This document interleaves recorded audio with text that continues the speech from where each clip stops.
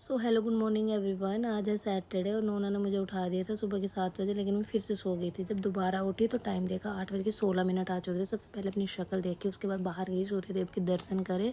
इसको भी मैंने दूध पिला के सुला दिया था और ये भी सो रहे थे। इसके बाद मैंने पेस्ट किया और फिर सीधे किचन में चली गई। किचन में मैंने जो चने मैंने रात को भिगो के रखे होते हैं, दाल हो या चने जो भी हो, उसका पानी निकाल के उसमें नया पानी डाल करके सुबह बॉयल करने के लिए रख देती हूँ गैस पे। और फिर साथ ही साइड में मैं यहाँ पीने के लिए गर्म पानी भी रख देती हूँ।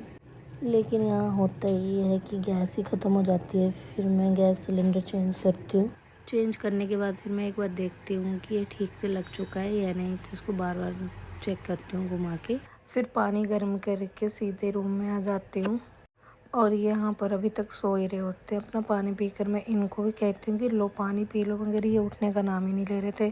तो सीधे किचन में आ जाती हूँ। यहाँ चने में भी स्टीम में लग रही होती है और साइड में चावल का पानी भी रख देती हूँ। चावल निकाल के फिर धो के उनको साइड में रख देती हूँ। फिर अंदर से मुझे आवाज़ आती है कि मुझे पानी दे दे गर्म, तो मैं दोबारा से इनका पानी गर्म करके इनको देती हूँ। यहाँ साथ ही मैंने ये जानवी से ग्राइंड करवा लिया होता है इसका मसाला, और तेल डाल देती हूँ मैं फ्राई में।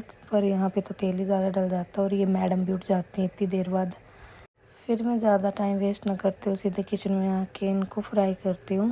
फिर बार बार मुझे यहाँ नोनू को भी देखना होता है, क्योंकि रूम में ये अकेली थी और इसकी तबीयत भी ठीक नहीं है, ऐसे सुस्त पड़ी हुई थी। नोनू जब अंदर अकेली होती है ना, तो आधा ध्यान इस पर होता है और आधा काम पे होता है। फिर जल्दी जल्दी मैं काम कर रही थी और यहाँ पे मेरा ये कल का दूध फट गया था, इसका मैं पनीर निकाल रही थी और अंदर से नोनू को भी ले आई, रो रही थी। ये बहुत ज़्यादा इरिटेट हो रही थी फीवर की वजह से।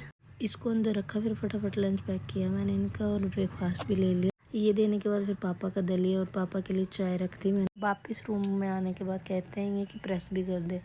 अब यहाँ नोनू रो रही थी तो मैंने जानवी को बोल दिया कि तू कर दे। इन्होंने ब्रेकफास्ट कर लिया था। इसके बाद ये अपना प्रोटीन ले रहे थे और अपनी ड्यूटी के लिए चल पड़े। यहाँ बाय बाय बोल के ये निकल गए अपने काम के लिए। फिर जानवी मेरे लिए नाश्ता लाई थी, लेकिन मुझे वो कुछ ज़्यादा ही लग रही थी, तो मैंने अपने लिए पानी वाले परांठे बना लिए। वही है ना कि बस सुबह काम ही ख़त्म नहीं होता। जो पनीर रखा था वो भी निकाल के रख दिया, फिर अंदर आके खाना खा के दवाई खाई। इन्होंने मेरा बच्चा बहुत सुस्त हुआ पड़ा है और मैं यहाँ इसका बुखार चेक करती हूँ तो बहुत ज़्यादा होता है, तो मैं इसके पापा को काम में से बुला लेती हूँ। जो कल की दवाइयाँ थी वो भी लेके ये डॉक्टर के पास जाते हैं, उसे जहाँ से दवाइयाँ लाए होते हैं, फिर वापस आके मेरे पास छोड़ के जाते हैं नोनू को। तो उसे भी थोड़ा ठीक लग रहा था।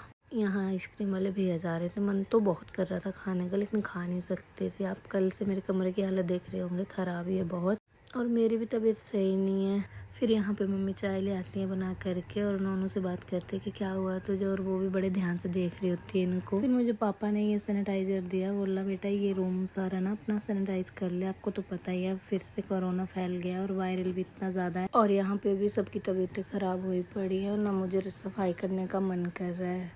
चलो गाइस यहीं पे ब्लॉग का एंड करते हैं और ठीक है, बाय बाय, टेक केयर। आप सभी भी अपना ध्यान रखो।